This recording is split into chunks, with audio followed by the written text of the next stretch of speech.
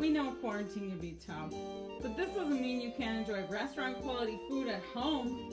We love hibachi. Today, we'll show you how to make delicious homemade hibachi in less than 30 minutes. Alright Mike, what do you got? Alright guys, this is what you're gonna need. I went ahead and got a pound of raw shrimp marinating in extra virgin olive oil, garlic, and salt.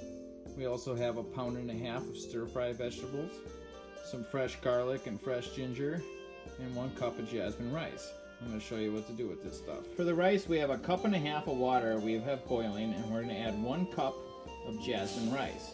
Give it a light stir. We're going to drop the heat to low, cover it, cook it for 15 minutes, and then let it sit for an additional 5. Alright, so we got a pan on medium-high heat. We've added extra virgin olive oil, and we're going to saute our shrimp.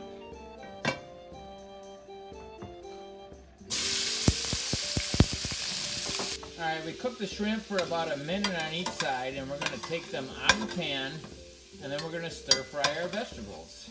Alright, now that you've taken your shrimp out, we're going to throw in our stir-fry veggies. Voila!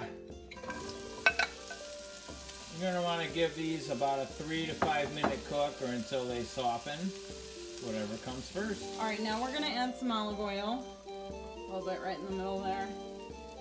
Add some garlic and ginger. Let that cook until fragrant.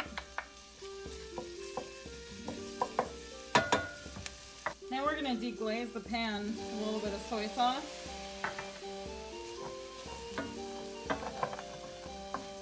Then we'll add back in the shrimp, turn it down to low, cook it for another 5 minutes or so.